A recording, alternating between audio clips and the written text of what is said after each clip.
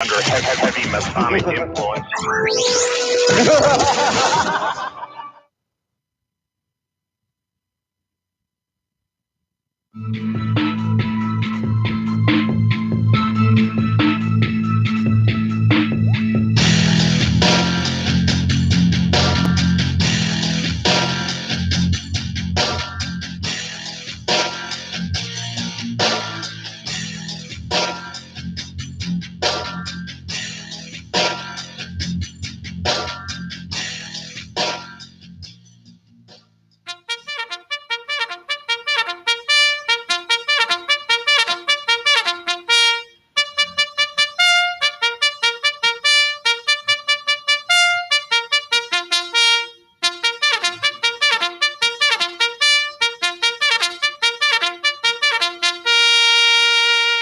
Good morning, TFR. Good morning.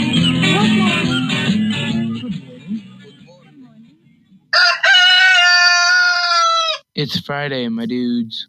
Thank God it's Friday. And a TGIF to you all. Welcome to the Ironworx right here on Truth Frequency Radio, TFRlive.com. My name is Josh Corey. I'm joined by some very good friends and co-hosts this morning for sure, but we've also got a very special guest for you this morning. The very rare, the unicorn, the black swan, if you will. The guests on a very early Ironworx. Let's jump right in and say hello to the fellas, starting off with Mr. Zachary Zabala, or Z Squared, or Good Times for All. Here on YouTube's Zach, how are you, my good sir? Hey, Josh. Doing great. Gardens planted. Getting back into, just building that community out there. And I don't know. It's hard to explain. It's, like living in a concrete jungle for, a while and then getting back to nature kind of and seeing a forest again. I don't know really how to explain it, but it just feels great having a garden again and, making that connection with nature just deep. Like, these are my friends and, it's been a long time since I've had plants as friends. So it's nice again, It's a connection I haven't been able to make in a very long time. And yeah, just yesterday, sitting out there, I sat out for like an hour yesterday. I didn't even want to do the Glowbuster show at first. I was like, man, I just want to sit out here and talk to these plants. So yeah, it's I can't wait for the light to come around so I can go out there and hang out with them again. Hell yeah. So yeah, things awesome. are Things are what? great. That's what I like to hear. All right, then let's say hello to Mr. Lucas King, LC King, on the YouTube's Lucas. How are you, sir? How's things out there on the edge? I was going to say rim, but yeah, it's not quite to the rim. It's close. It's pretty close, so just edging the the rim. rim. Not too bad. It's been sort of weather's been good, sort of bit rainy at the end of the day, which means that I can have a bit of a break and go and snuggle up next to the fire and maybe read a book or stare at the phone for a while. That sort of thing. But yeah, I've been getting stuff done in the garden, like Zach, just planting different sorts of veggies that can handle cold. And yeah, that's about it. Hi everyone out there in TFR land and that.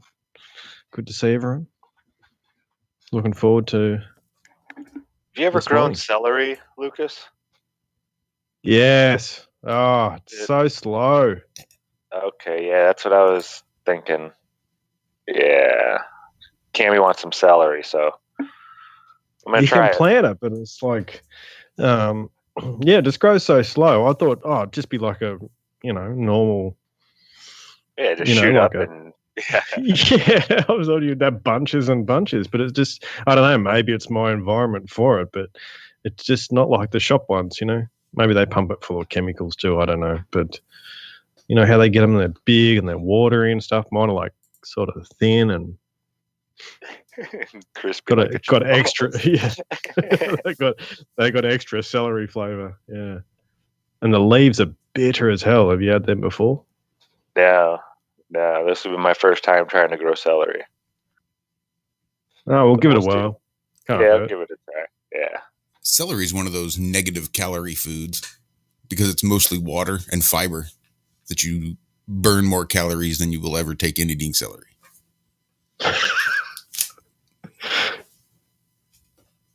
But it's got like electrolytes. There's a positive for it. It's got what plants crave.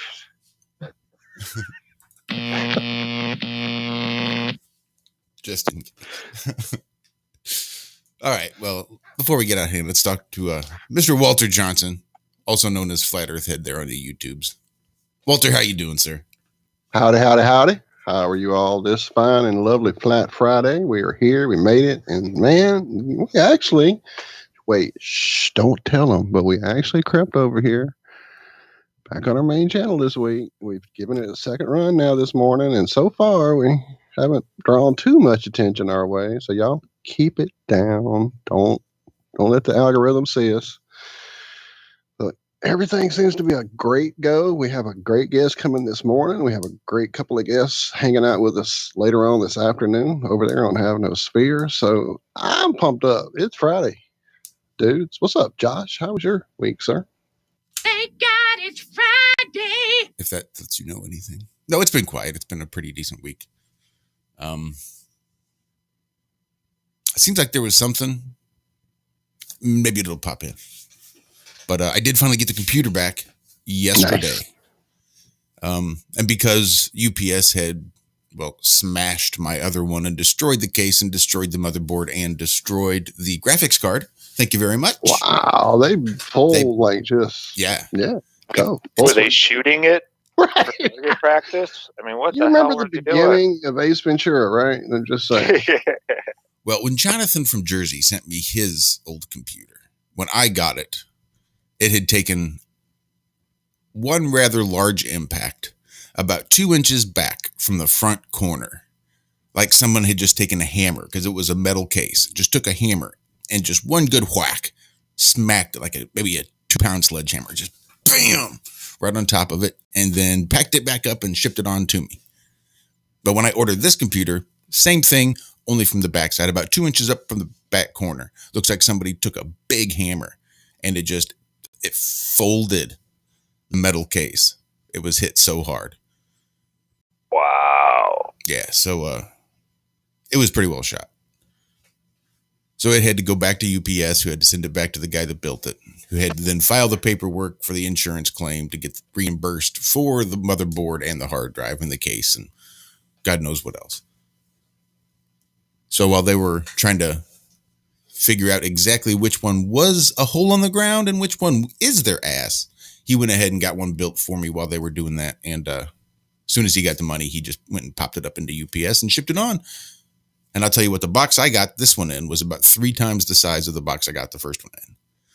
It, no joke, had about 30 or 40 wraps of bubble tape all the way around the computer.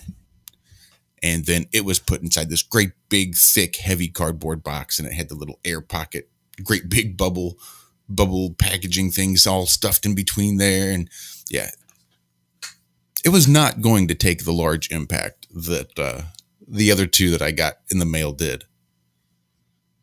So I guess what they must have done was just put it on like a big vibration machine and just shake the living fuck out of it. Because when I got this big ass computer, the graphics card was dislodged about halfway and just kind of hanging.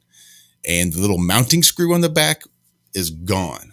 No idea where the fuck that thing is. Whatever was holding up that graphics card onto that motherboard and onto the case rattled itself loose and disappeared.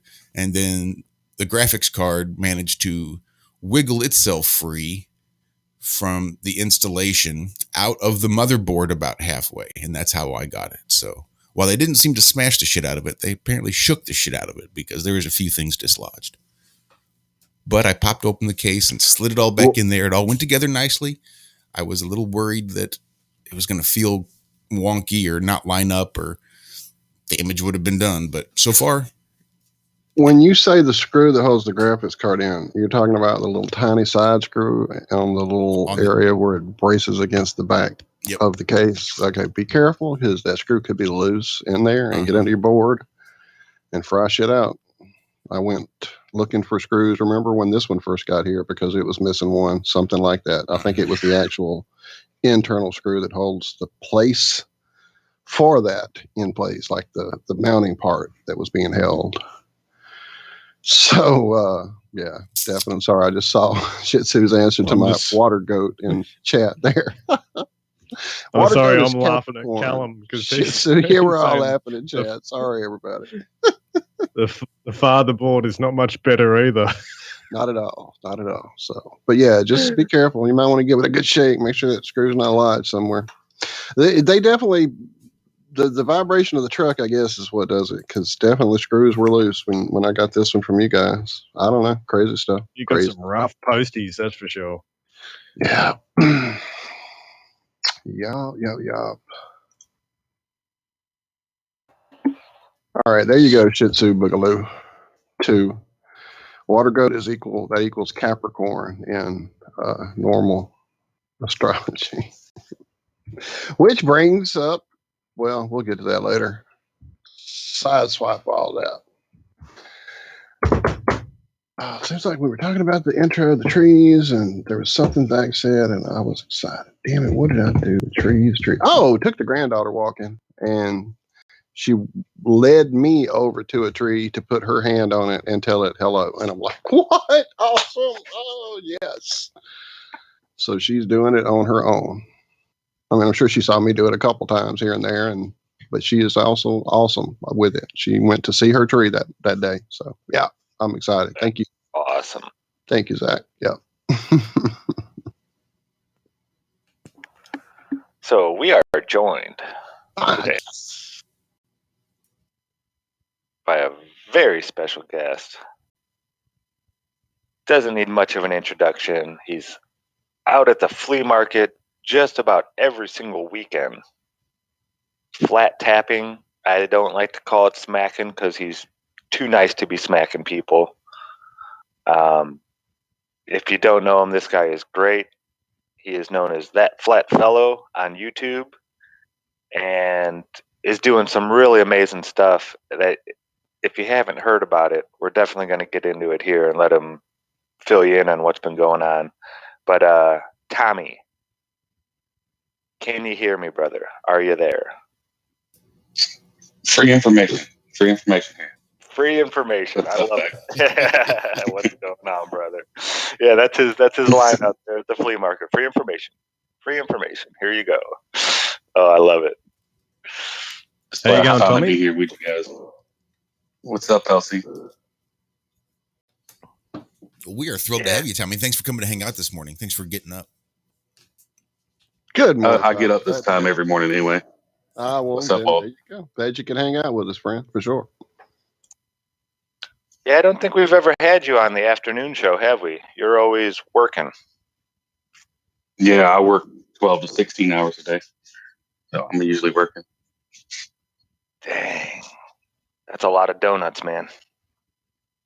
So how do you find time to do all this other stuff? I mean, you must never sleep. When you were over a couple weeks ago, I mean, you just blew me away with all these different. Well, fill some people in on all the different things that you have going on. Would you start with the music videos? That's what really blew me away the most. All these different videos you're working on with people all across the plane. It's not just like people in your local area or even in the United States. It's all across the whole plane. You're working with multiple people. Yeah, I'm trying to get everybody together in the community, show people they're not alone. We've had a lot of people isolated recently. And yes, we're on the computer, talking back and forth, kind of like we're doing now. People are on the YouTubes and the Skypes, but I just want to show people there's more truthers out there than you think. You're not alone. So I'm talking to people in Bangladesh, Kenya, Australia, Romania, Venezuela, you name it. You name a country, they're there, and I'm finding them, and I'm asking them, hey, you guys want to do a flat Earth video? You want to dance to some music, or you want to make some music yourself? And I think only once I've actually provided the lyrics. Usually I'll just say, hey, go ahead and just write you a song about maybe your experience about flat Earth, or write about flat Earth. And that's what I've been up to a lot, man. Got a puppet show coming up. They've been working hard on that. Bunch of different videos from people that are singing. Some of the people in the community have written songs, and I've gotten professional singers to sing them. We've got some of those coming up. So a lot of stuff in the works. Yeah, I saw the Kenya one. That was beautiful, man. Just the visuals and the people singing. When I was talking to you a couple weeks ago when you were over, I had mentioned that we know a gentleman from South Africa, Nuka Cola, and Walt, I meant to get a hold of you about this, Walt. We got to see if Nuka wants to sing a song or something from South Africa. Absolutely, we will. Yeah. Yes. But yeah, that is awesome, man. So how many countries do you think, or how many have you made so far or in the process of right now? At least 30 different countries. Like I said, China, Bangladesh, Venezuela, Romania, Italy, Spain. Awesome. That's awesome, dude. Whoa. Oh, wow. I know, and he works 12 to 16 hours a day. I want some. Whatever you're on, give me some. Right? Oh, that is awesome, man. And then every weekend, have you missed a weekend since you guys started back up? So I'm not always out at the flea market. Like if we don't have a big crew going, I'll just go out on my own, and I'll go somewhere. Like last weekend, I did the Georgia Guidestones. But I'm always somewhere flat smacking. If it's not the flea market, I'm somewhere. Were you around? I'm not sure if you were in the chat today that I had found that marker in Georgia for the center of the world. Did you hear about that, Tommy? No, I didn't see that. Yeah, apparently there's a marker. I'll have to go look it up again. But when you said that about the Guidestones, it reminded me. There's a marker, and apparently it marks a place that apparently I think it was the Cherokee. Can't remember. I'll look it up. But yeah, historically the Native Americans from the area said that spot was the center of the world, and we kind of was like the week before talking about. Josh brought up the idea of the magnetic north being a mobile thing that is part of the center of the power of this plane, and how that is why there are all these wars to get the center of the pole to be where your place is. And then thought about the fact that maybe the center of the earth isn't a fixed point, maybe it is a mobile point. So I'll find the spot. That might be an interesting place to tap people gently there. Hang on. Yeah, definitely. If it's within 4 or 5 hours, I'll drive there.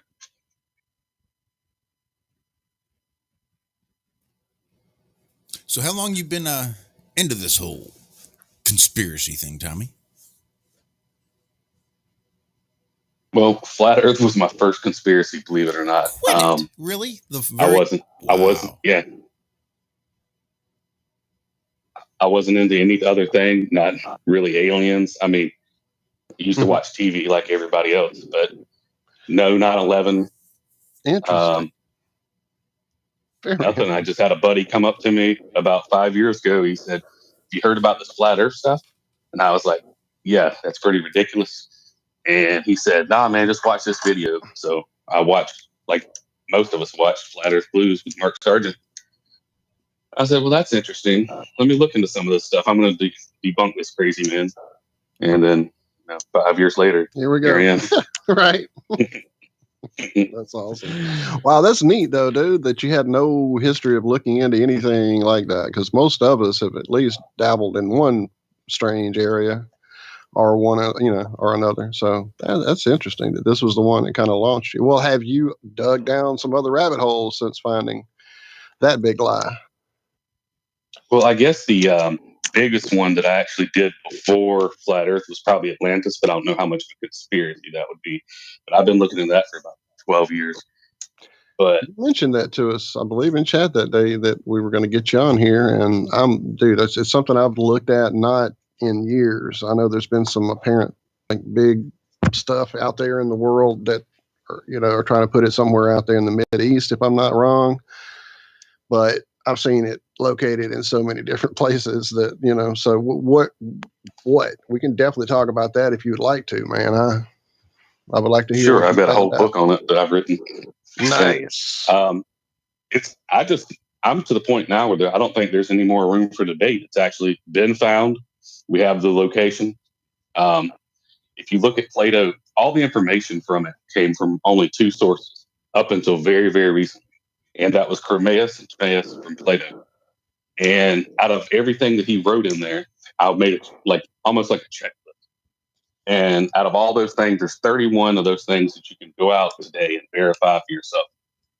And out of those 31 things you can go out and verify for yourself, this area matches, I say 30 and a half. So down to the exact measurements of the city, the mountains to the north. I watched Everything a matches documentary perfectly on this, and there's a lot of new information coming out too now that people are going to the area and exploring it. All the way down to the first king of Atlantis was Atlas. The first king in this area was also named Atlas. And the map from Herodotus actually pinpoints Atlantis on the map in this location. yeah, it's Sweet, you wild. found it. And Whereabouts? if you look at it from a aerial, from like and it looks like it's been mud flooded, kind of, doesn't it, Tommy? Yes, it does. And the only thing people have a problem with it is the fact that it's 1,500, 1,800 feet above sea level. But if there's apps on the computer where you can go onto and raise sea levels, play with them. And if you raise the sea levels 1,500 feet, which is what they say happened during the Younger Dryas event or Meltwater Pulse 1b, which coincidentally occurred 11,500 years ago during the destruction of Atlantis, which it might have not sunk into the sea, but rather the sea rose up around it. And it's just crazy. It matches everything, 23 and a half kilometers across. Just like Plato said, the mountains to the north are black, red, and white. All the way down to, if you look at the exports for this area, which is in Mauritania nowadays, all the exports match exactly. The plain to the south of it is exact dimensions as Plato described. And if you raise the water levels, it does have a port to the south that would go all the way to the sea. It's within the 5,000 miles to Athens. It's outside the Pillars of Hercules. Recently, some archaeologists were there studying it. They dug down the wells, just like Plato described. If you dig a well in the outer ring, you'll hit salt water, the next ring, salt water, next ring, salt water, center island, dig down, and the well will produce fresh water. They dug down and tested. That's exactly what they got. So it's a lot of stuff that just matches up perfectly. Don't I remember, and again, too many years since I've read anything, but don't I remember something about descriptions of animals that Plato had that they couldn't match for years, and all the different places they were trying to put it, that, everything works except the local animals just don't work out for his description. I can't remember if it was elephants, tigers, something that wouldn't be easily, you definitely know they're only from a certain area. So is that part of this, or am I remembering it completely wrong? Nope, that was part of it. It was elephants. You had it right. And they've done some archaeological digs there recently, and they found the bones of elephants on the rings. So there you go. I mean, what else do you need, I guess? That's crazy. And imagine this. He hasn't said exactly like the continent yet. Anybody want to take a guess? Anybody? What continent is this on? Go look up. I just dropped it in chat. It's called the Eye of Africa. And it's even got the rings. You know how they say Atlantis was like a circle, and then it had a circle inside of it, and a circle. It's there. They have aerial Yeah. Oh photography. wow, there it is. I just looked at the picture you shared. The first picture that pops up. Wow. Yeah, so I think Tommy's right on with this one, because I had seen this documentary a while ago, and then I heard other people there were some people talking about they thought they had found it in the center of the Atlantic Ocean, and there's these two little islands out there that were supposedly the tips of the mountaintop, and some things fit, but this fits. And that picture, when you see those concentric rings, it's just like, wow, that nature doesn't do that. Man did that. Or whatever built all this stuff if man did build all this Yeah, Alright, stuff. didn't Spacebusters do one on Atlantis? And Yeah, they I were think that's who did it. They were saying the center of the ocean out there. Yeah, they're looking at. Yeah. But yeah, this one. Yeah, I've looked at that. This one really rang true when I saw this one. I looked at that area, Zach, and that Spacebusters did, but it doesn't match the criteria like this area here does. Like everything's down to the exact measurement. And you also have to, if you're reading Cretaeus, Plato talks about how Egypt was a colony and you could travel there on foot. Well, that wouldn't be possible. Wow, that's break music, everyone. Hold up a minute, Tommy. You let it sneak up on us, man, because I was about to pump you up with something else. All right, we'll hold on that thought. Pay some bills. We'll come back. We're talking to Tommy, Zach, Flatfellow. You're on the Ironworx. Right there at the pier.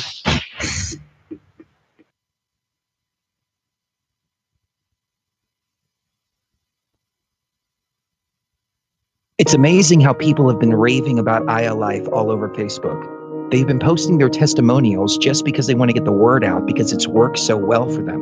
If you're not familiar with Aya Life, it's a 99% pure CBD oil, but the secret is the synergy between the hemp and the ayahuasca vine, the non-psychoactive component of the ayahuasca tea. We recently received an email from a wife whose husband has Parkinson's. For the first time, he's been able to sleep through the entire night. Another customer reported that they're no longer using NSAIDs because their tennis elbow has been relieved with Aya Life. The reports have been phenomenal and much more than we ever expected. Everyone should have access to this.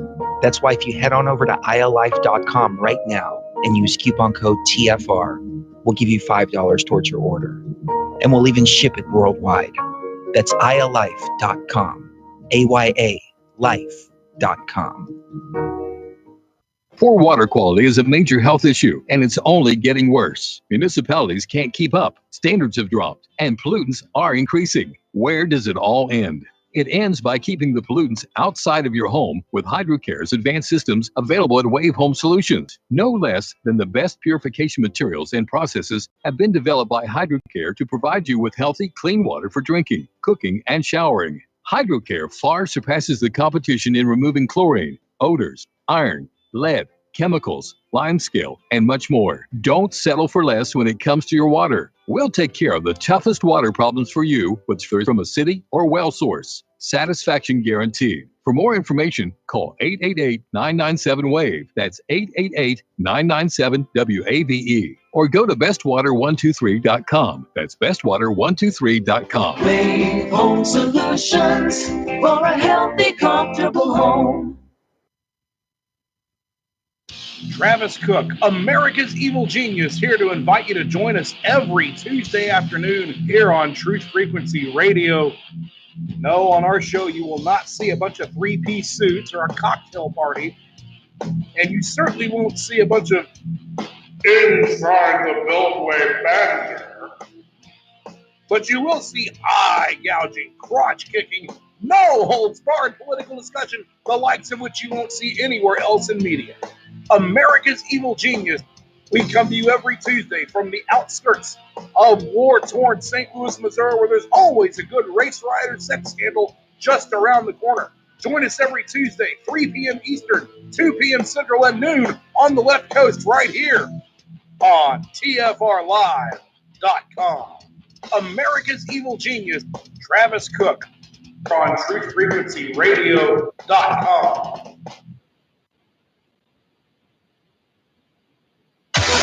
No hate, no hype, no fear. You're listening to Truth Frequency Radio. We are TFR.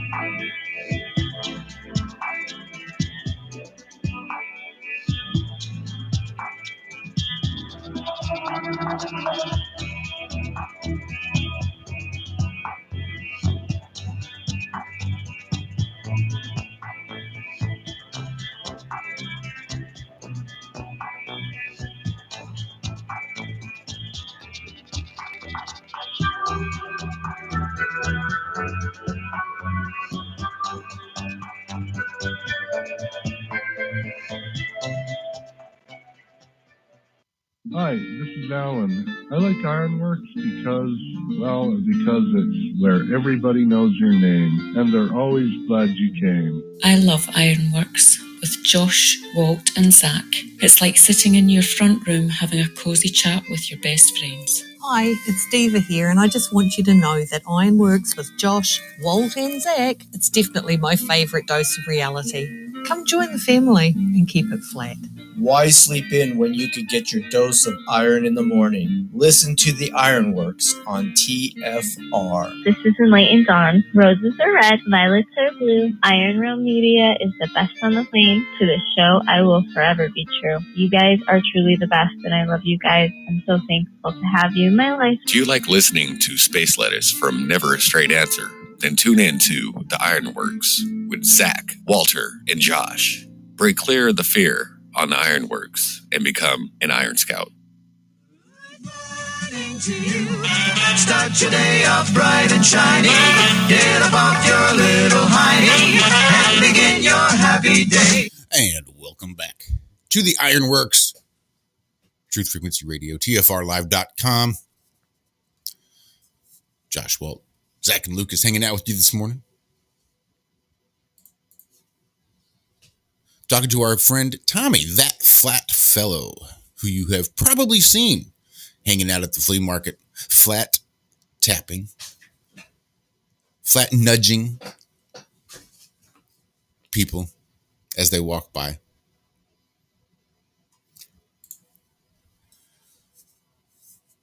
Tommy's been making music too. Zach, you dropped us a couple links, did you not? Yes, I did. They should be in the Ironworx here.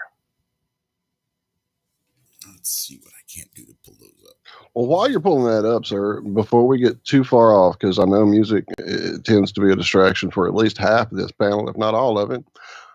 On the picture that Zach shared with us from the potential area where Atlantis might be, there's a very striking photograph that I'm putting on my Roger spectacles right now.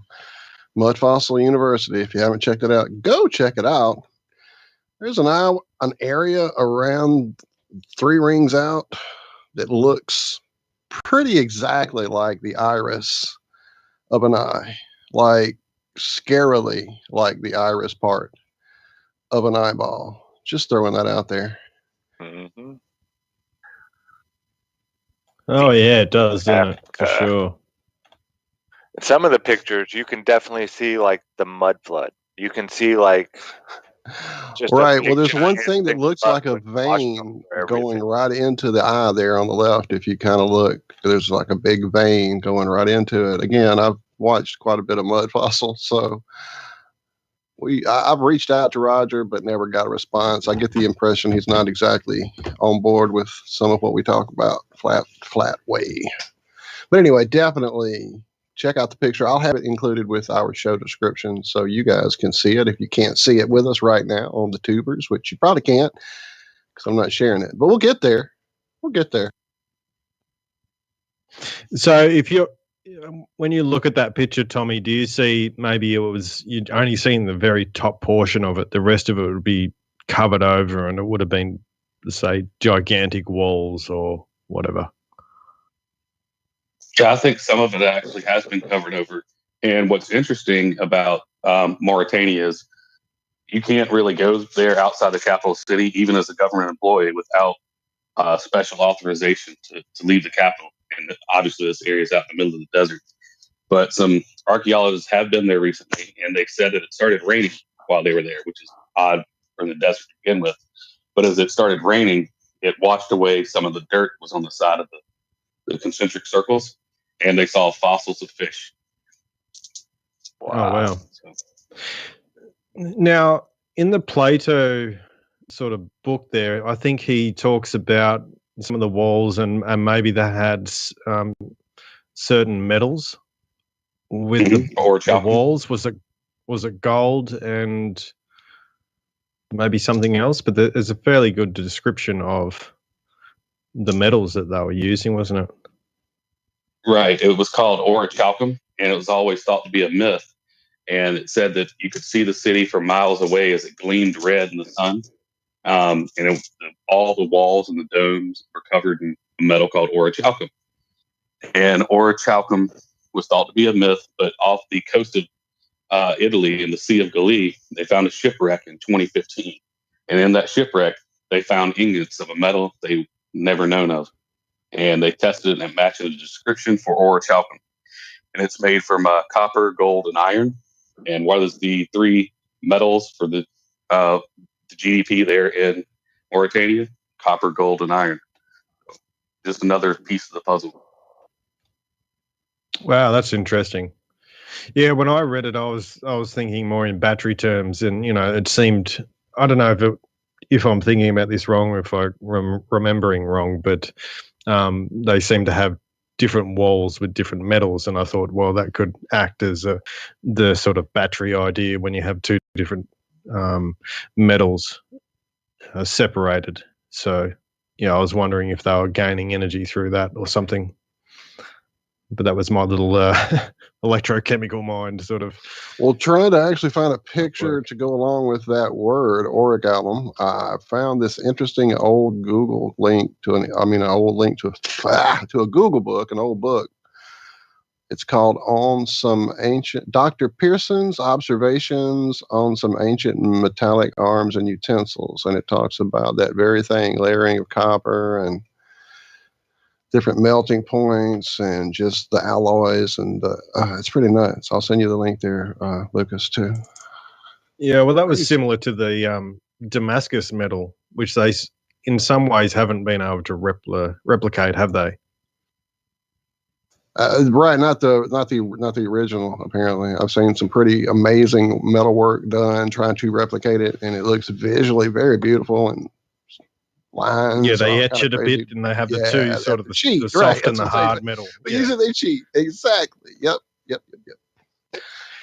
Man, I'm not seeing much of that. That's awesome. Yeah, they had some interesting, because when I was doing a little bit of research into India and that, they have like a pole or thing that's been around for hundreds, if not thousands of years, and it's made out of iron, but it hasn't rusted.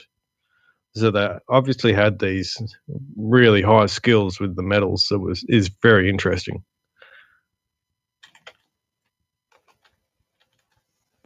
That's amazing. And I find it very interesting that it's kind of like Antarctica. It's off limits unless you have, there's only certain people that can go there on their little guided tour. And I wonder how many places there are like that out there. Because I had never heard that it was off limits. I'd never really looked into it deeply like you had. And yeah, that's odd. What if there is some super advanced culture still out there somewhere?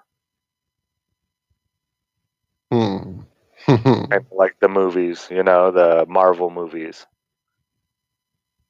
They just don't want anything. Probably underground. Nut jobs, yeah. Or so far advanced technology that they could put a hologram up into the around them that looks like a jungle and a mountain. Oh, yeah. Yeah, I don't know. Truth in the movies, lies in the news. Wakanda.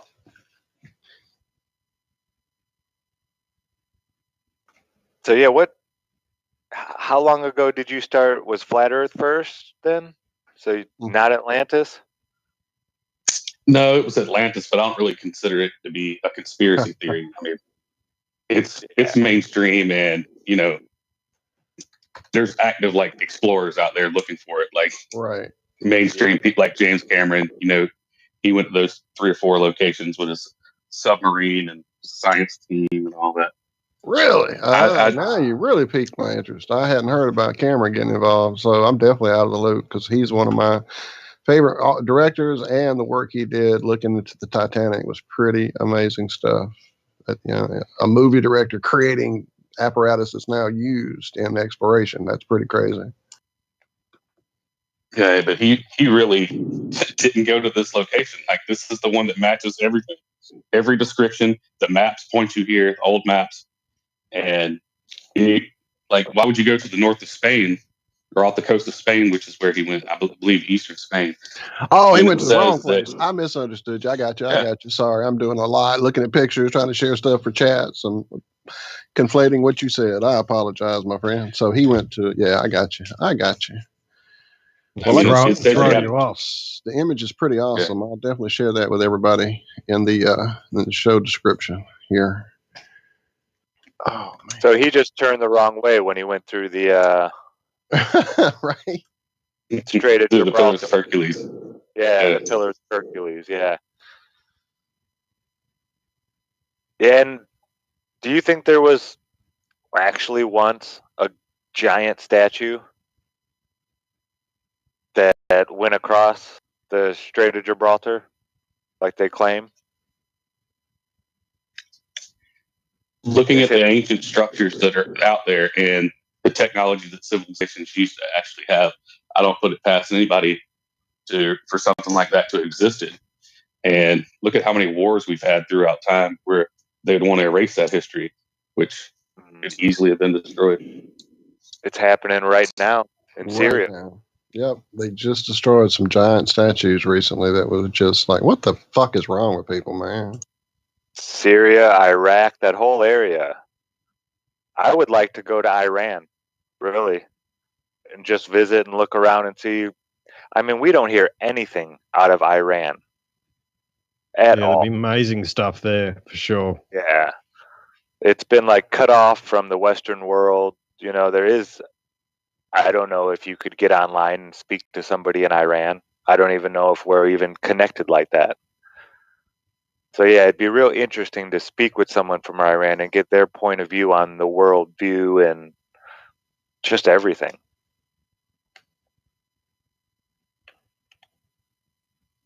Yeah, I don't know where I was going with that.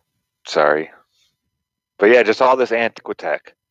It seems like certain parts of the world, India as well. I know Lucas is really into the old Sanskrit from India. And they knew about electricity, way back when. Even a lot of our electricians, our electrical historians, Voltaire and all these guys, Maxwell, they were getting a lot of their information from old ancient Sanskrit. Yep.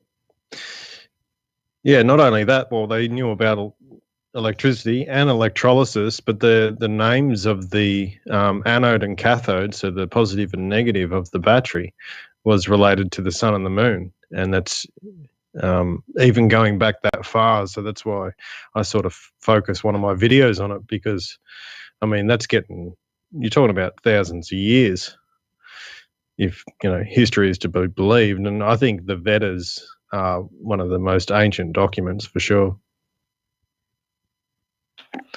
So have there been any discoveries that come out of there that are like shared? Because I mean, somebody goes there probably all the time.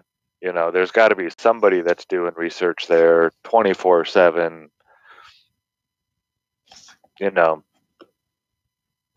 You would think so, but I don't hear any news coming out of there, which is crazy. I just hear news coming out of other places relating to Atlantis, but never anything coming from the recot structure itself, which brings up your earlier point of all the places that we can't go. Why is that? Yeah, it would probably, it would be too easy to pull the narrative apart. That's what I think. If you go to these places and start looking around and having a bit of a dig, you would, because how much is, even when you're looking at Egypt and that, how much have they not uncovered through all around the pyramids and things like that, and how much are they allowed to actually go in and have a bit of a sticky beak? I think it's fairly limited. Pretty much all these ancient sites. Well, yeah, it seems as soon as somebody finds something out there, even if it's like 40 miles east of Cairo or west of Cairo, we found this new tomb and burial, and it was discovered by a farmer, and now the government's taken it over, and this farmer no longer owns this land, and it's now a historical site, and there's only a handful of people that can go in there. So really, the only way to be able to explore freely is to not let anybody else know that you've found this thing. Yeah. That's the only way you could do it. Because as soon as word gets out, it's like you no longer have rights to this place. This is, Yeah, Men in Black come. It's like you found a alien spaceship. You see it all in the movies. Except they're not alien spaceships. They're actual, hidden history. Venom. And I thought it was interesting. You were talking about the water being higher before. When I was in Arizona, right on the Colorado River, I was finding seashells everywhere out in the desert. Just everywhere. Little pieces of seashell all over the place. Now that place is, on the other side of mountains, all those mountains of California and all that stuff. So yeah, the water was definitely a lot higher than it is today at one point in time. And it's not, the evidence is everywhere. Well, speaking of that, I think it's in this, central Australia or the middle of Australia there, they've found seashells and things like that as well. So you just got to wonder if it was for a long period of time or just lifted and went back down real quick. I don't know. Well, I think it was up for some amount of time. I don't know. I think it goes in phases.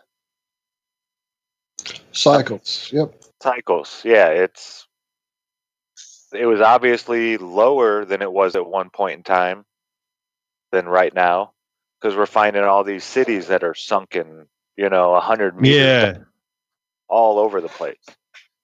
Yeah, they're all along the coastlines too, aren't they? Mm-hmm. Mm. And then we find things like this where we're finding water levels that were way higher at one time. So who knows?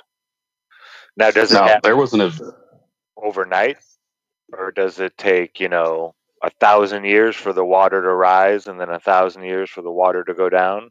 I don't know.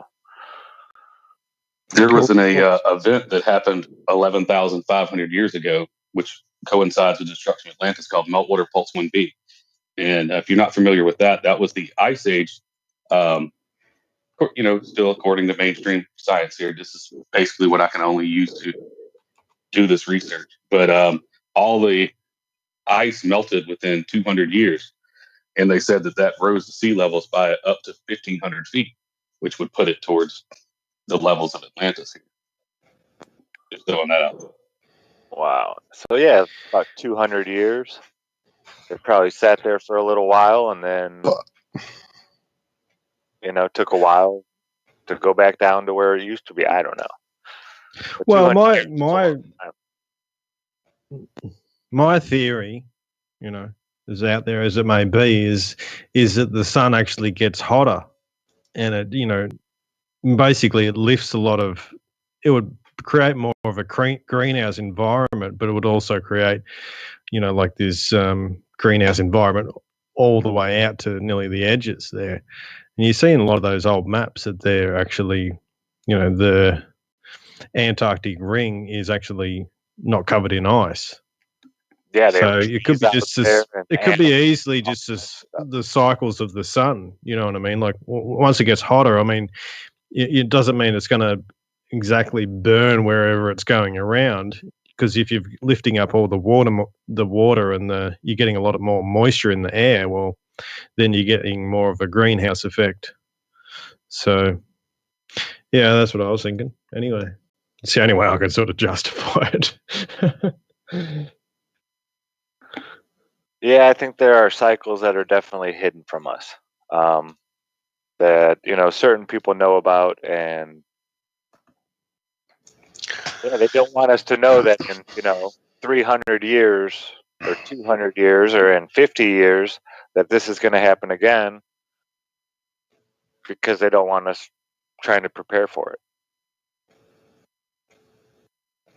That's how I see it. Well, there were some books written a few years back, like in the late 90s, I guess, maybe even the mid 80s, late 90s, I don't know. But Mary Summering used to talk to this Native American lady who basically taught her all the ancient ways, named No Eyes. And she would talk about these earth cycles that are a part of Earth, that are just how things go. And there's nothing man can do except be ready for it and try their best to survive it and be ready for the next phase of the earth. And the way she described what was coming was the great eagle would tear forth from the earth. And when it tore forth from the earth, being birthed from the earth, it would rip up just great swaths of the land. And that's when all these catastrophes would happen with earth changes, the seas rising, the volcanoes doing their thing, and all this stuff. And when you think about how many Native American cultures consider the sun the yellow eagle, that's what they call the sun, the yellow eagle. That's kind of an interesting, putting it with your ice melt theory there, Lucas. So, yeah, crazy shit. Yeah, the eagle's a funny one too. It's fascinating. It could be actually to do with, because you do have the Delphic Oracle, and there's the story of the two eagles that actually go out.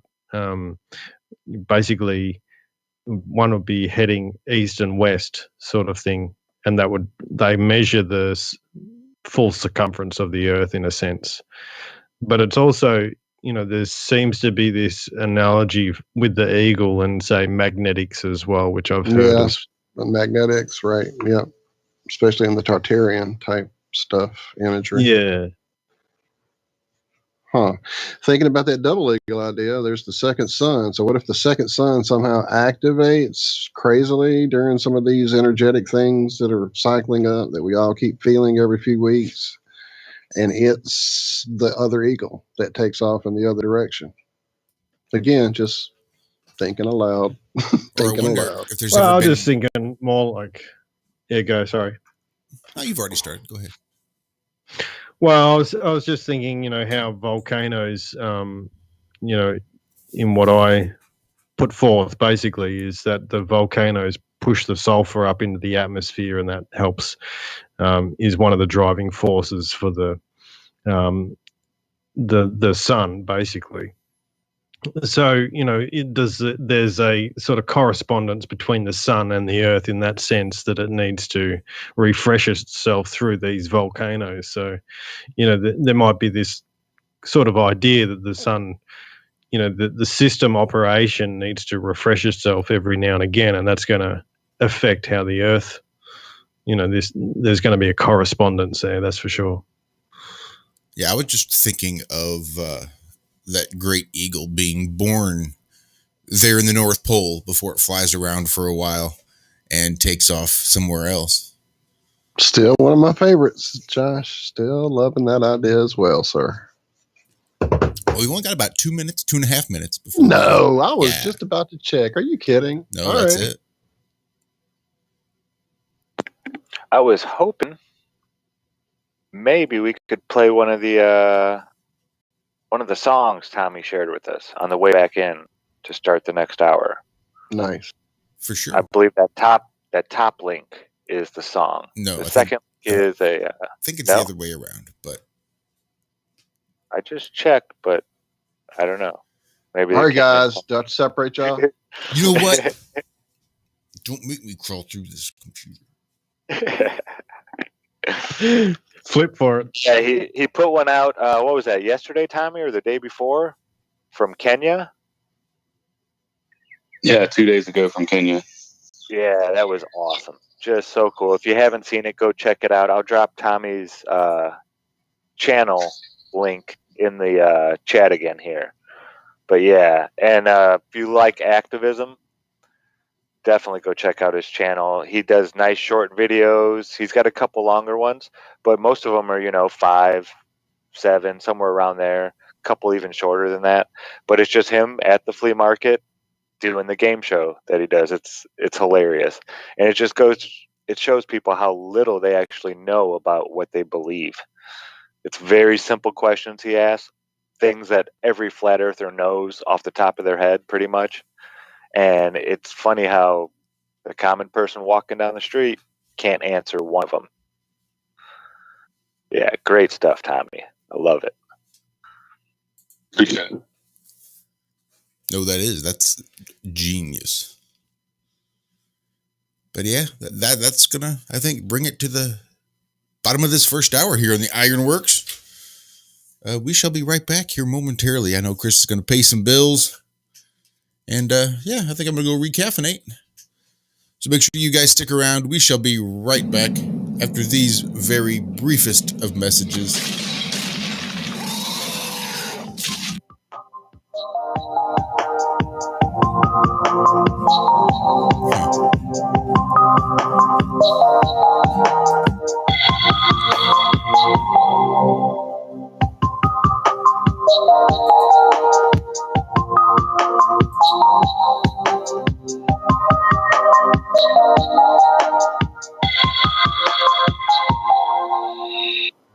Hi, my name is Ella, and I'm 10 years old.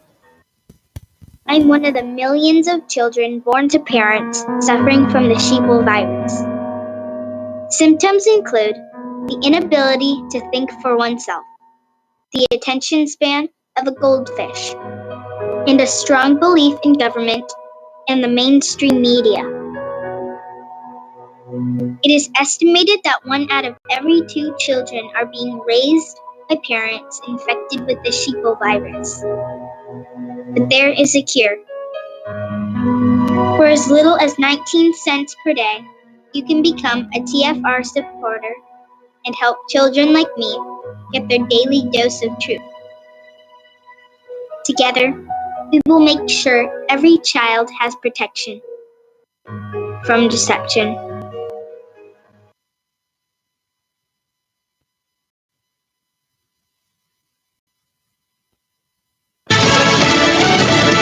Words we've been waiting for. I'm Jack Callahan, Fox News, from CDC Director Dr. Rochelle Walensky. Once you are fully vaccinated, 2 weeks after your last dose, you can shed your mask. She says the inoculated can start doing again what we had all stopped doing. President Biden shedding his mask yesterday, speaking at the White House. When your country asked you to get vaccinated, you did.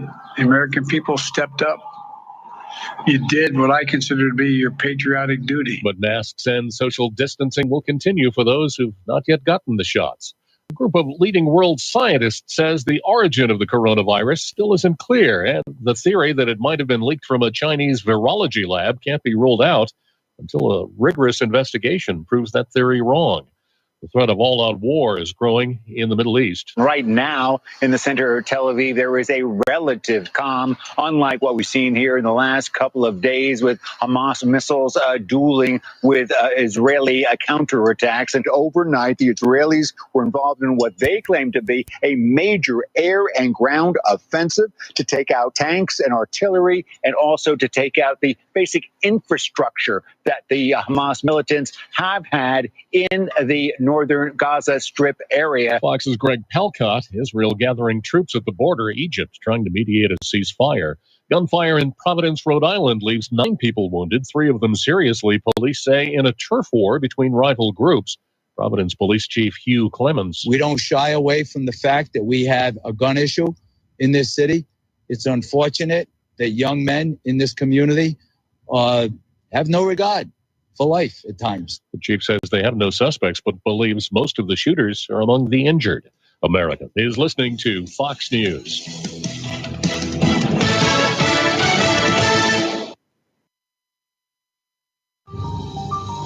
You must unite what has been set asunder. We are TFR. Truth Frequency Radio.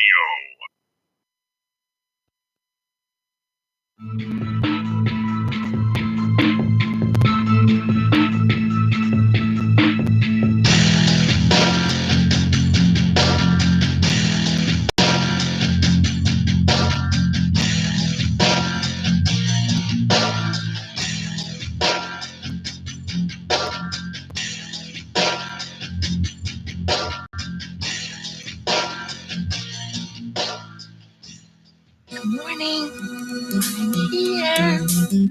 Wake up. Wake up. Wake up.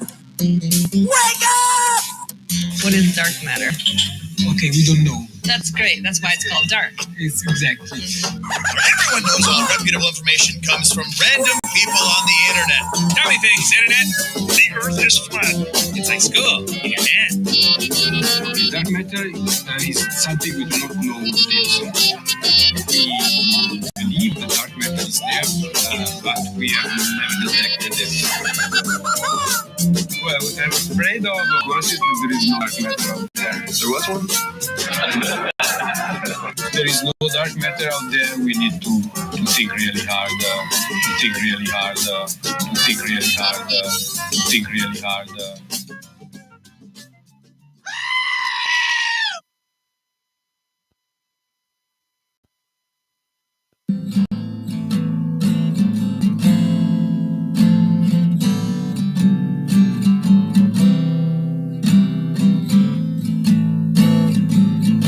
Did you ever wonder what the world looks like?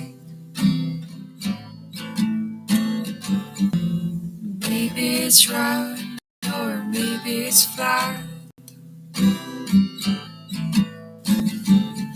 As I walk by, I feel hands on the ground, and when I look straight, it's like a horizontal line.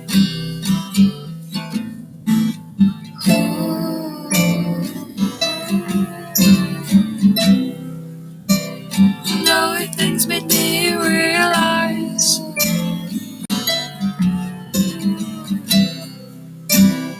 what is right and what is wrong.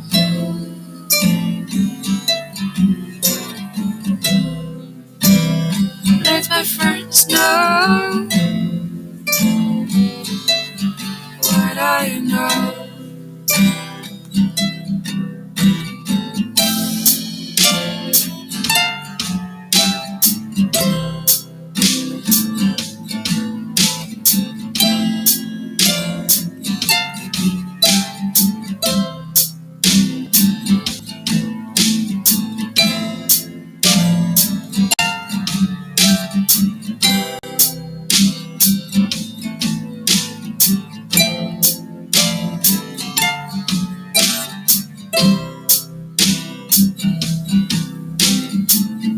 Why are these subjects for life?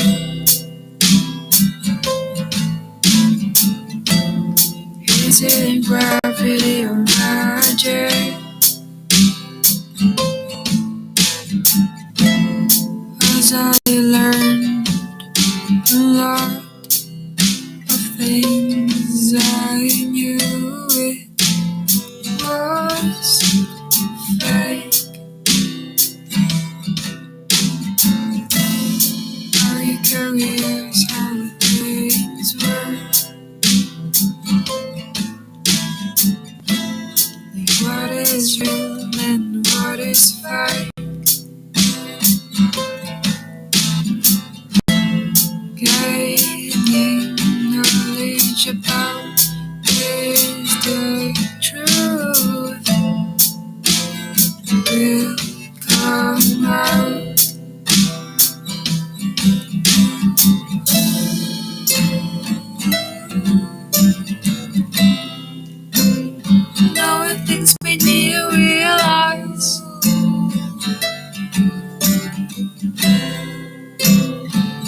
is right and what is wrong.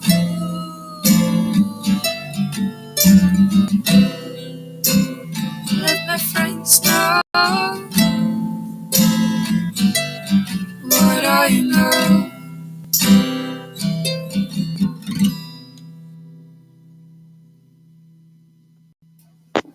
That is Kiko out of the Philippines. Wow, that was beautiful. That was amazing. With What I Know. Got a nice voice. Yeah, it is. So you do all the you do a lot of like backstage editing and stuff, don't you, Tommy? Yeah, what I do is I approach people and I talk to them about Flat Earth and offer them the opportunity to, write their own melody and their own lyrics and share their story through their eyes. Most of the time people just, how when you talk to people on the street, you get the same reaction talking to people online. Oh, that's not something I'm interested in doing or looking into. But then you have musicians that look into it and write these incredible songs. She's actually writing another one right now. I think what I'm going to do is put one out every Wednesday. And what I do is behind the scenes, I just put the song together, put some little video to it. But I mean, the rest of it's pretty much the artist and just putting our community together and showing people, hey, we have talent. You're not alone. Look at all these people that, believe what you believe. That's awesome, Yeah, it's man. sweet. Mm-hmm. Again, where do you find the time? I mean, you're bleeding flat. But like I'm doing now, I'm in the middle of a drive. So I just throw on some headphones and I start talking to people online and flat smacking them while I'm driving. Heck yeah. Always working. So I don't know who works harder, you or David Weiss. It's almost a competition now. I'm gonna have to start adding up numbers and no, I'm joking. Tally it up. Yeah. Yeah, great stuff, man. So how do you connect with these people then? What sort of, just on some sort of app or something? So some of the people I've met on Discord, I'll just join random Discords and start talking to people. You can join Discords like music groups and things like that. I'll join the Discord with like a bunch of pilots and start flat smacking all the pilots in the Discord. But I like to hit the music groups, and then some of the people I found on the app. It's called Fiverr. They do good work there too. But you can pay them, like $5 or $10, which is if I'm going to pay somebody $5 or $10 and they're going to let me flat smack them for like 3 days, I'm down with that. And then to produce music like this, yeah. heck yeah. Sweet. Yeah. So what is the furthest reaching from South Kakalaki that you've I would say come from? China, Bangladesh are pretty far away. Well, we got a guy. We know a guy that's down way out on the other edge of the ring. Yeah. And he plays around with a little bit of music here and there. How many have you written a song yet, Lucas, about FE? Yeah, I got one. I've got to redo the guitars because I'm not real happy with it, but yeah, it's pretty much all ready, all the drums and everything. So I just got to do the guitars. Yeah, it's sweet. We're gonna have to get together and do Send a little. Yeah, you could be the furthest reaching from South Kakalaki. I'm happy with that. Does from so what? I don't know. What is the furthest reaching place from the United States? Would it be Australia? No, because that's only like 3/4 or 6 hours. No, it's the Philippines was 12 hours. All the flights I've taken, I think the longest one I ever took was a direct flight to the Philippines. I think it was a 22-hour nonstop flight. Wow. I hear it's beautiful there. So you've traveled all over the plane.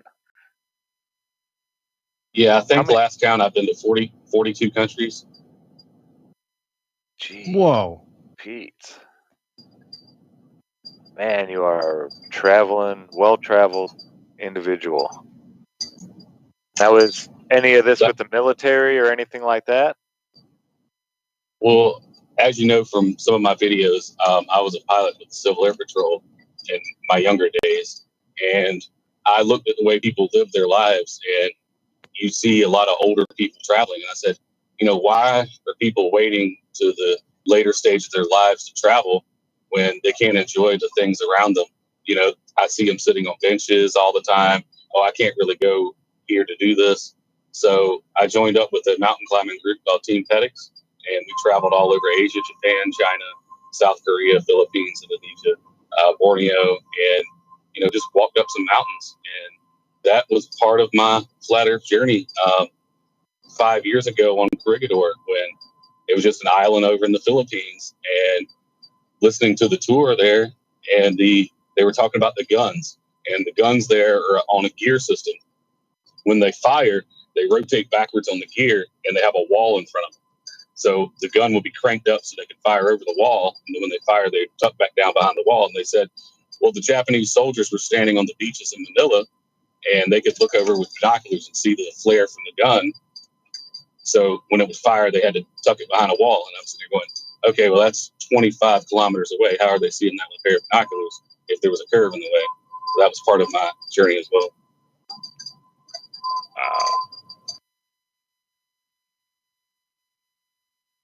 Man, I would love So to I just heard. Sorry, Lucas, go ahead. I heard you get some real life, trolls at your flea markets. I heard that the other night, and I was like cracking up. So, what do they do? There's like 3 of them. One guy, he just walks up and he'll have stuff written down on a piece of paper, and he's like, debunk this, and it'll just be like a word that says like Aristophanes, and he's like, well, he triangulated his position. I was like, I don't think you read the experiment, and he only had 2 sticks, so you can't really triangulate something with 2. The word triangle means 3. Just global. These global trolls that just roll up. It's pretty funny. One dude, he said, I'll admit that all the math's on your side, but let's throw that out the window.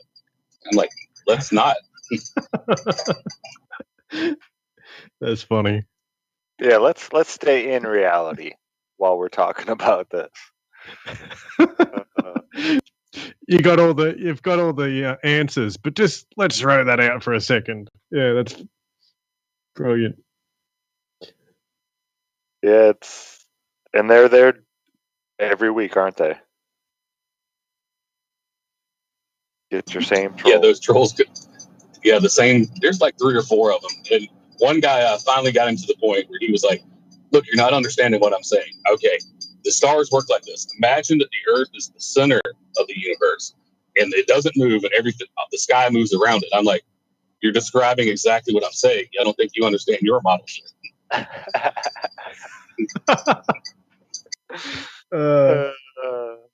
It's like, yeah, now apply that logic to your model now, that the Earth isn't the center, and make that work. It doesn't happen without 95% of the galaxy being dark matter and dark energy, holding it all together. They don't even know their own model. We did a thing on that moron Professor Dave last night on Glowbusters, going over his 10 things all flat earthers say. And like 5 of his answers for it were, oh, it's gravity. It's gravity. It's gravity. And it's crazy that even, their big channels, they don't actually know the physics, the actual physics of what is really taught, in college level courses. It baffles my mind that, I don't know, that people buy it. Not really, because I get it. We were all told this stuff, so it sounds the same as what I believe, so I'm going to go with that one. But when you really look into it and take the time, it doesn't take that much time. you can see that what they're saying is just the same stuff we learned in elementary school. All these globe trolls, I don't think any of them have real degrees in any type of physics.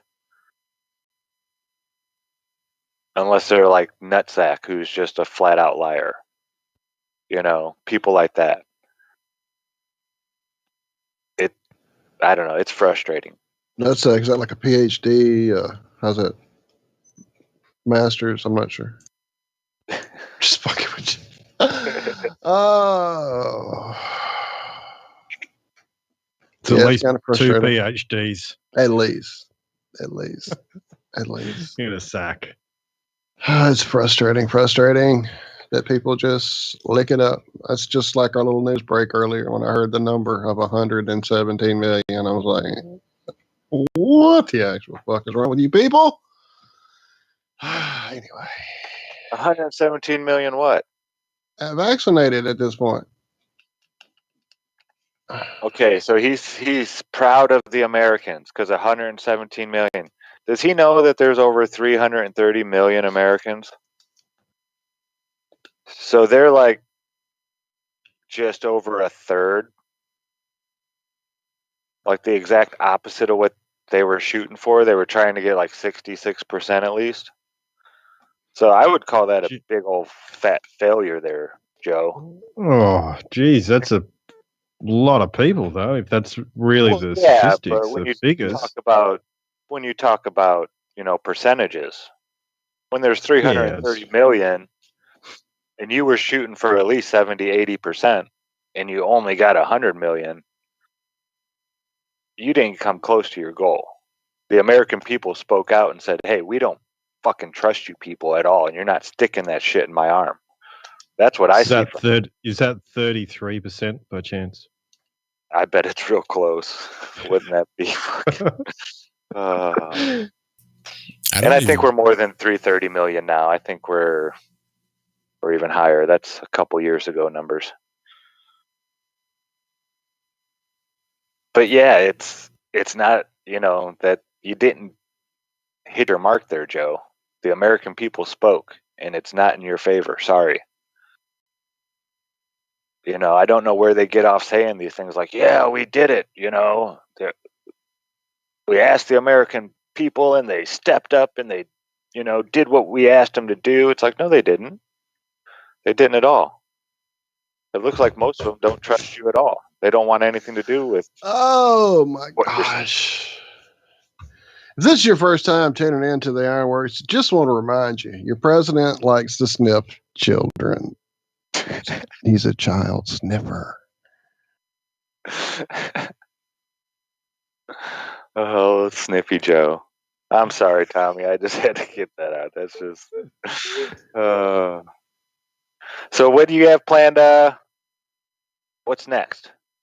Do you have any new ideas that you're thinking about that you haven't really shared with anybody that you might?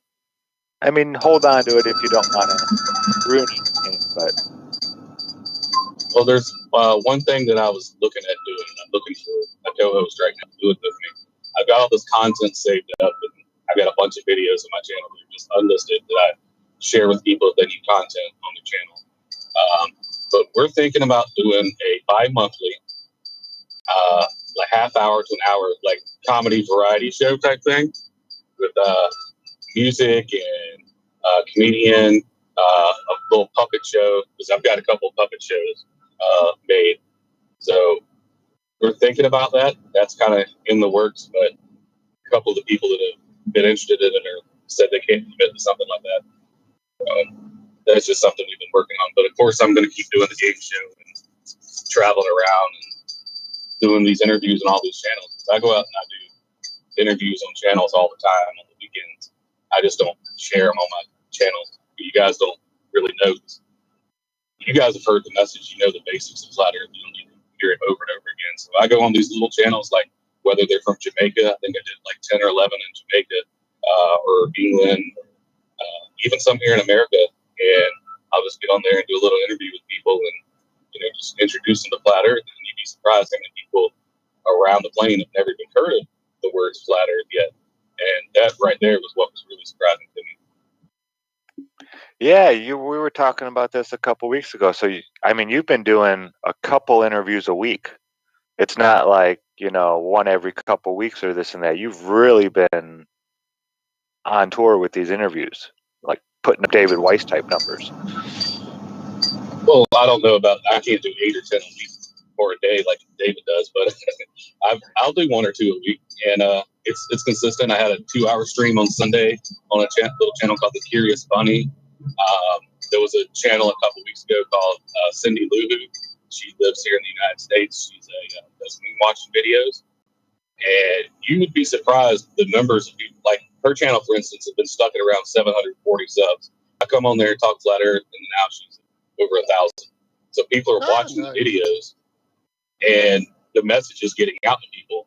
Just like this moon watching community, hadn't really heard about it, and now there they are. Where a bunch of people watch the video, and we all know that videos aren't getting the numbers they say. Like David featured something from my channel the other day on the app, and he's like, "Yeah, I'm showing 200 views, but if I can click in like YouTube Studio, I can show that it was clicked on 1,300 times." So I know the message is getting out there more than they like you to. Oh yeah, a lot more. Yeah, don't let any of these algorithm numbers.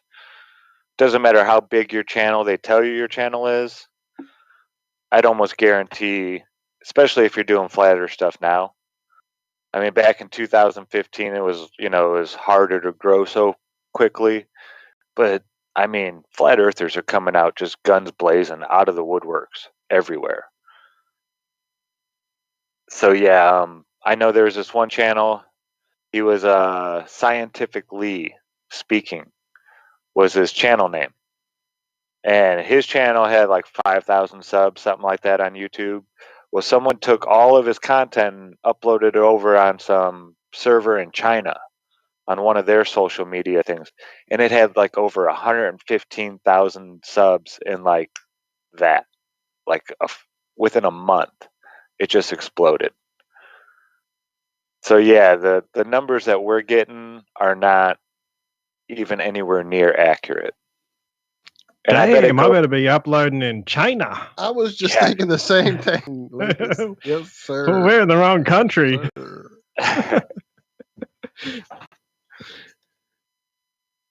Yeah, David told me that one video he shared on the app last time, it had like 2,000 views on YouTube, and he said it was clicked over 50,000 times in that first day, on that one day on his app.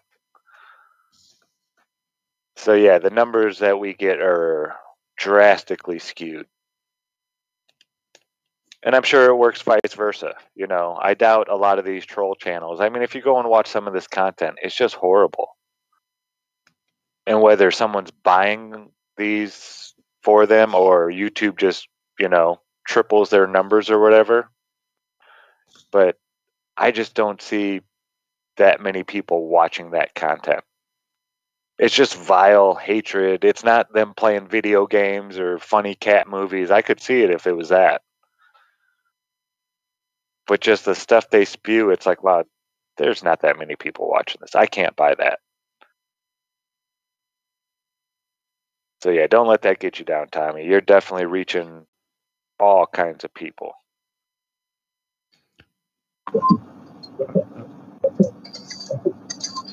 I reckon the music thing is. Oh, sorry. You go. I was going to say, yeah, I've said it before.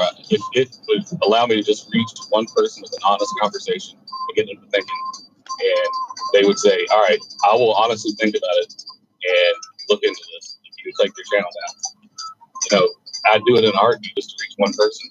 It's not really about the channel. The channel is for the flat earthers that are in the community to inspire them to see, oh, that's pretty easy. I can go do that. And that's why I film from like the point of view, the third person or the first person point of view, where it feels like you're in the driver's seat and you're doing the flat smack, and just to show people how easy it is to get out and do the same thing. And I think your way of approach is perfect. You're not aggressive. You're not in their face. first thing I see you say to just about everybody is free information. Would you like some free information? You know? And then you always, when you're doing your game show, you'll tell them, don't believe anything that I'm telling you. Go look into it for yourself. And that right there is, whether they hear it or not at that time, subconsciously, that screams at people. You know, it's like, okay, you're not telling me to believe you. You just want me to go and, actually look into this stuff. And it's not like what the Globe people say is, these people are nuts. Don't believe a word they're saying. Believe me. Whereas you're saying, go out there and use your common logic and sense and just look at it for a minute. Like you've never done before in your life. Think about this place you live critically for just a little bit. And that really, that gets people. It really does. I love that approach. We appreciate that, Zach. Yeah, when you try to force things, it's actually very rare, that type of way of conversing with people, just rather than in everything we get basically through news, and it's basically, here it is, this is what it is, and don't think outside what we're telling you. And you're doing the exact opposite to that, saying, hey, here's some information. Yep. Do what you want. I mean, that's sweet. I was just about to warn you, Lucas, and there's the break music to do it for me. We're eating this one up, ladies and gentlemen. Quickly. Too quickly. All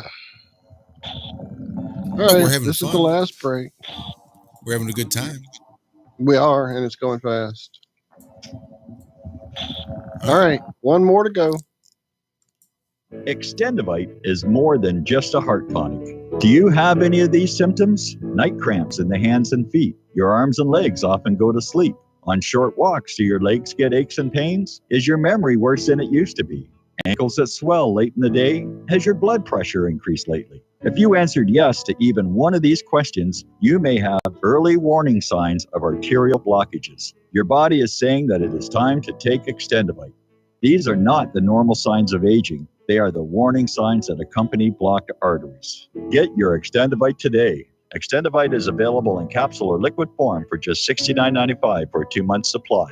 To get started, call 1-877-928-8822. That's 1-877-928-8822, or visit heartdrop.com. Extend your life with Extendovite. Do you want to lose weight but have no idea where to begin? The Fast Start Diet, a 3-day weight loss plan, is the answer. 3 days of nutritionally balanced, calorie-restricted meals delivered right to your door. No shopping, no measuring, and no cooking.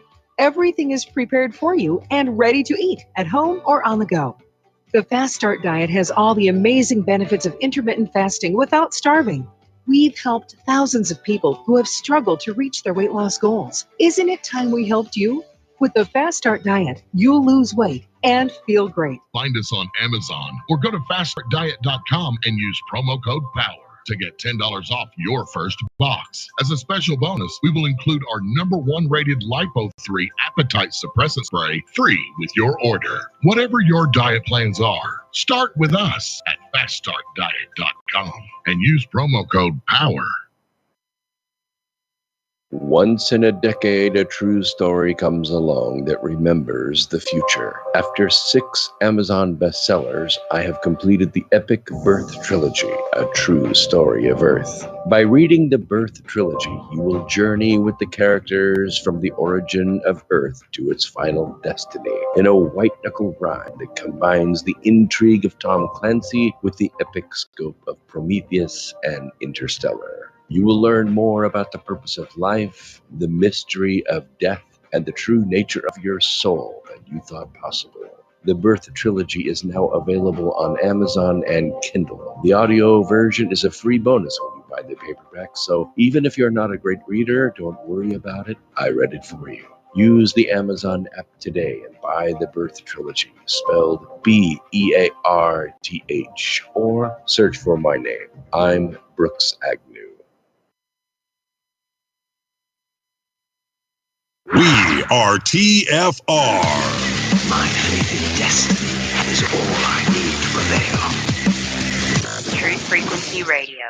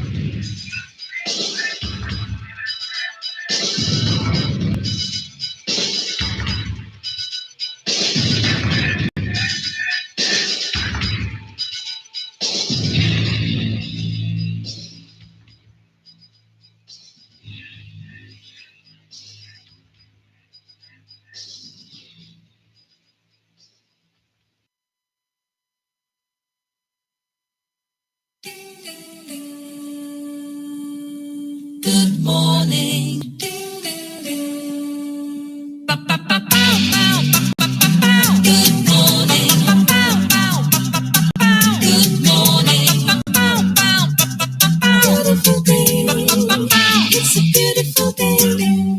Hi, this is Alan. I like Ironworx because it's where everybody knows your name, and they're always glad you came. I love Ironworx with Josh, Walt, and Zach. It's like sitting in your front room having a cosy chat with your best friends. Hi, it's Diva here, and I just want you to know that Ironworx with Josh, Walt, and Zach, it's definitely my favourite dose of reality. Come join the family and keep it flat. Why sleep in when you could get your dose of iron in the morning? Listen to the Ironworx on TFR. This is Enlightened Dawn. Roses are red, violets are blue. Iron Realm Media is the best on the plane. To this show, I will forever be true. You guys are truly the best, and I love you guys. I'm so thankful to have you in my life. Do you like listening to space letters from Never a Straight Answer? Then tune in to the Ironworx with Zach, Walter, and Josh. Break clear of the fear on the Ironworx and become an Iron Scout.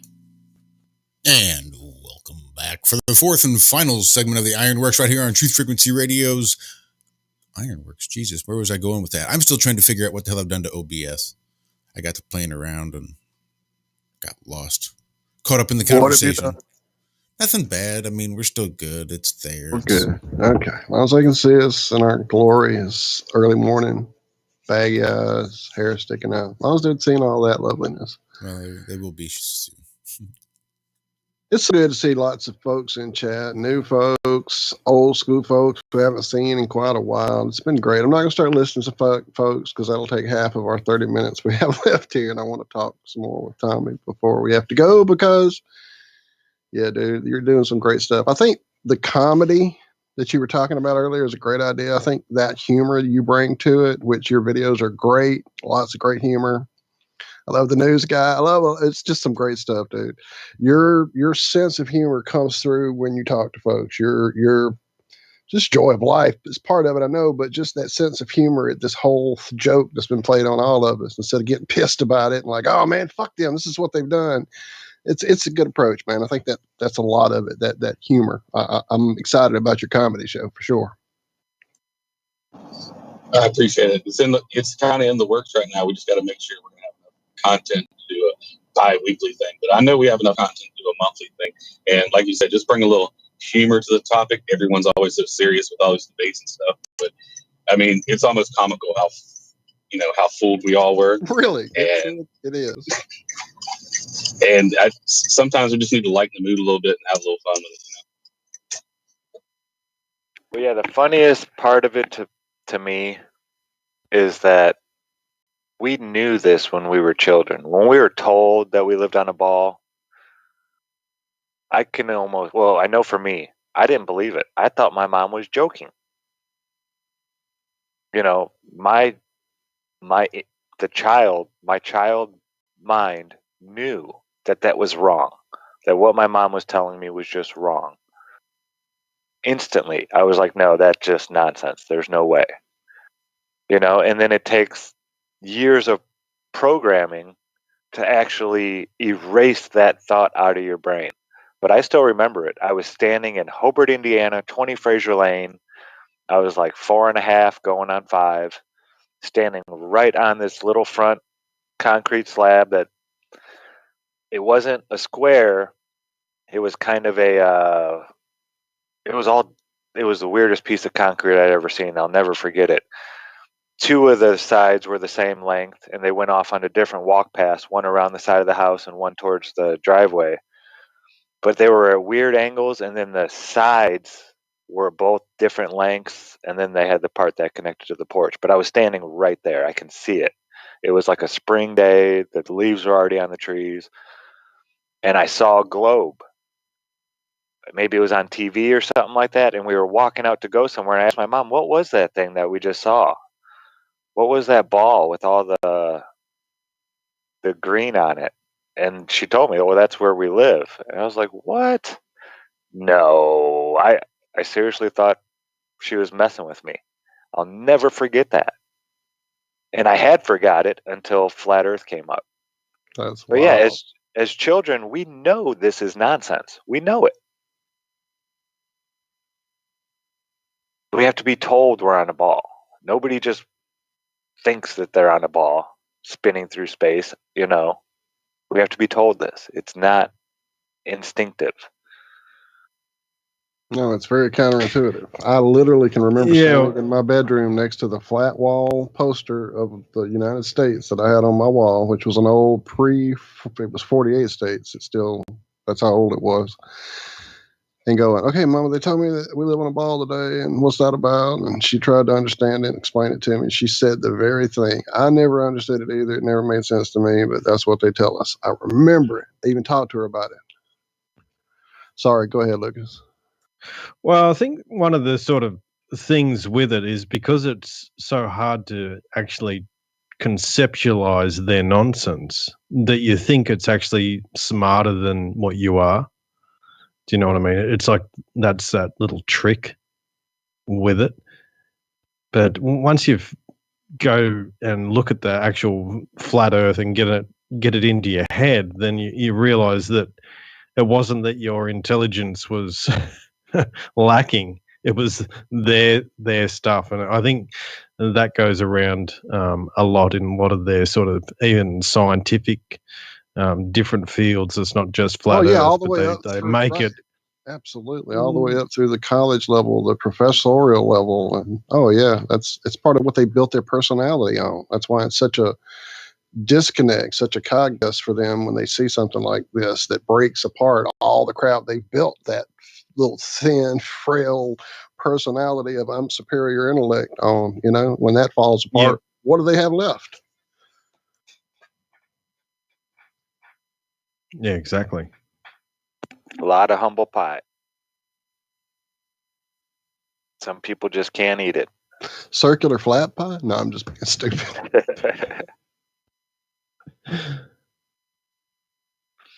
So you're off to work, Tommy, huh? Or are you working right now? Yeah, I just got done moving a trailer. I'm hooking back up to another one and headed to another site real quick. Dude, you are a beast. This guy. Jeez. Don't matter if the sun's not around. Tom is a honey badger. Yep.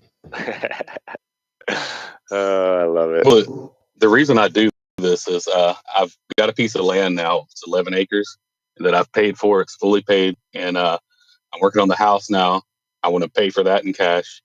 And then when I get that going, I'm starting a homestead out there. And I don't want to have to pay bills, kind of get off the grid. And that's why I work the hours I do. Have you looked into an allodial deed? Before you put anything on that property, look into getting an allodial deed.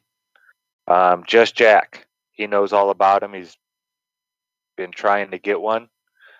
But when you get one of these allodial deeds, and there's more and more people getting them, It's for like homesteaders. The government actually gives you a plaque that will say, this land belongs to Tommy and his family and heirs, forever. The government has no blah, blah, blah, blah, blah authority, this or that, da, da, da, da, da. Now you'll have to make an agreement with your local police and the local fire department, maybe pay them like $20 a month or something like that to come out if you call them, because you're no longer a part of that, community like that. But you can get land to where you own it and you no longer pay taxes on it. They can't come out and say you need a permit to build this structure here, do this or do that. You own the land and the mineral rights to that land. It is Apparently, your this is one of the forever. foundational things that the U.S. was actually built on as we took over this continent. Not found, took over. It's an allodial deed. I'll drop a link. I'll go get. Yeah, find me a good one because link. I'm seeing Yeah. like so many conflicting things, Zach. I was going to try to find one to show people, but yeah, drop me a good one. Thank you, man. Is that only for the States? Do you reckon they have them here as well, or? Possibly, and it could be completely different. You know what I'm saying? I have to look into it. Yeah. Because that's what I'm saying here. I'm seeing, here's an attorney, here's another guy that's just yapping about what he thinks. I want to get a more. Well, there's quite a few attorneys actually here. Interesting. Anyway, yeah, I never have heard of this one. I know there's a lot of people in Josh's area, in the back country of Missouri, that are doing this now, that are homesteading, and they're starting off with these allodial deeds. And the important part, Tommy, is to do it before you try to start building any properties on there, any type of permanent structures. I hear it can be easier to get it that way. So it's something to look into. I know Just Jack has done a lot of research onto it. But there's quite a few people out there that will help you get this done. And it costs a few grand, at least, I think, to apply. And about 60% of them, at least a few years ago, 60% of them were being denied. So there's, loopholes and this and that. So yeah, getting a lawyer, somebody who specializes in this, would probably be a good idea. At least talk to one. But yeah, I found one at .gov, so I'll throw this one in there. It says, why do you pay property tax? Landowners do not pay this tax. Yeah, so if you actually own the land, you do not pay taxes. And this is a PDF. I'll drop it in to chat. Let's see here. Yeah. Thank you, sir. Awesome. I saw a PDF in some of the stuff I was looking at, but I wasn't sure what that was referring to. So cool. Thank you. Mm-hmm. And then, of course, this is where trust law would come into play here as well. That will help keep things tidy and secure, but still able to use it and the fruits of it, whatever it might be. Okay, so it's being a jerk, and it's too long of that PDF is too long of a thing. Tiny URL, sir. Here, I'll drop it into Skype. I'm not. I'll find it. I'll fix it. Just drop it, and yeah. Sorry, folks. Live production. But yeah, these allodial titles, Tommy, they're it's better than money, better than printing your own money. You actually own the land, and your family ever has that land. And it's like not just the topsoil, which I think you're sort of entitled to if you own the house, and if you're on the property to use it sort of the way most people think they are when they own a house. I took the mortgage out. You really get like the topsoil. If it's all those cool little things that are down below that they may want to have access to, that is the reason and why they maintain that control. It's actually owning all of the land, not just that top little bit. Just in case there's, oil or whatever else underneath it. Yeah. Exactly. I think, yeah. Yeah. I don't mind the topsoil though. Nope. To me, it's pretty good. As long as you can get it without too much clay. Yeah. Yeah, no. So definitely, I'll be looking into that for sure. If I ever get another property, for sure. Is the property near your? I don't want to get too locale, but is it near where you live now? In the South Kakalaki region? It's about an hour from where I'm at now. Yeah, and there's no structures on it built other than a chicken coop with about 24 chickens in it. Nice. Oh, that's awesome, man. Speaking of locations, Tommy, I looked it up for you earlier. The Center of the World Monument is located in Hartwell, Georgia, on US 29 South. All right, maybe I'll head over there and do a live stream. Well, yeah, it's pretty crazy stuff on there, and it was the Cherokee. They called it the Ayeli Alohi, the Center of the World. Appreciate that. I'll go check that out for real. Yehi Alohi. I remember being a little kid watching Dances with Wolves over and over, just so I could learn that phrase after he had to go back to the soldier fort to get his diary, and they captured him, and they had him chained up, and they kept trying to make him talk, and all he would say is, "My name is Dances with Wolves. I have nothing to say to you. You're not worth talking to." I said, "Fuck yes, I want to learn that phrase." So I sat there and I'd play it, play it, rewind it until I could speak it as well. Pretty funny.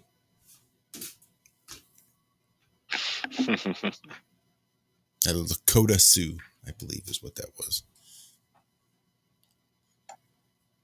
So let everybody know where you're going to be hanging out doing the flat smacking like you do just about every weekend.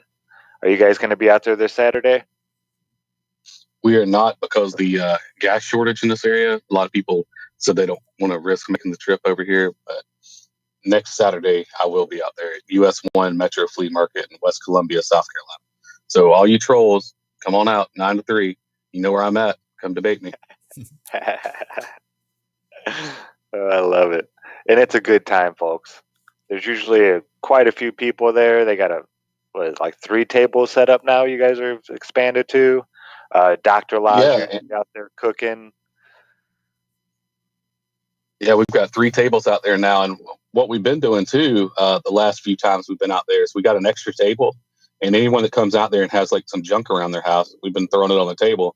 And we just take turns walking over to that table and selling all the junk off the table. And then that way people can make a little bit of money while they're out there flat smacking. And having people walk up to the table that are interested in purchasing something, that initiates a conversation that's not currently about flat Earth, but obviously during the transaction, we're going to steer towards flat Earth. Nice. Like a beard. I dig it.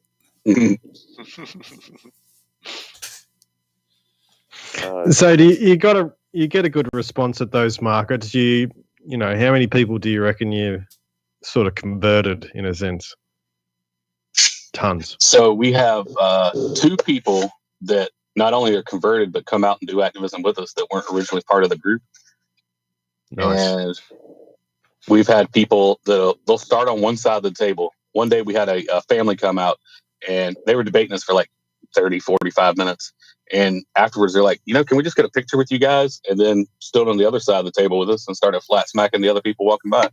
So it's not as a crazy a reception as you think. And you can see there in the live stream, at least half the people stop and say something, whether it's positive or negative. And enough people have been coming by. Like they might come by in July, and then they'll come by again in August and go, there are those people again. They might laugh the first time. The next time, they might just smirk and walk by. The third time, they might take a flyer, and then the fourth or fifth time, I've got videos from. I hardly believe I've been out there for 2 years doing this, but one of the first people that were in one of the videos, you can actually see him coming back in one of the newer videos, and he's just asking tons of questions. So we know we're planting seeds, whether they're laughing at us or not. That's now in their brain, and they will think about it, when they're not part of a large group, when they're off to themselves, and they can just really reflect on the world around them, personally.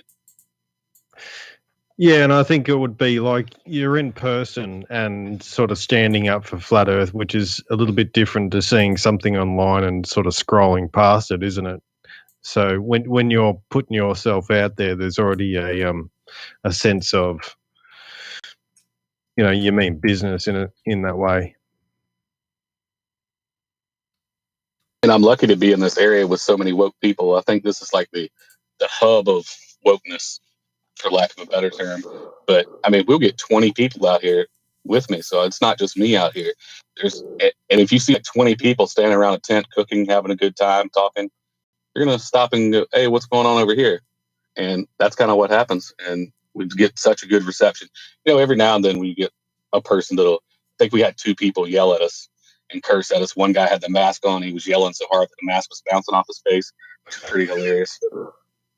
But yeah, we get a pretty good reception overall because they see, all right, well, they're out here for a reason, and they're not asking for money. What's going on here? Yeah, I think I love the free information. Just the fact that you say that first word, free, that sticks with people. It really does. It's like, yeah, he's not trying to sell me anything.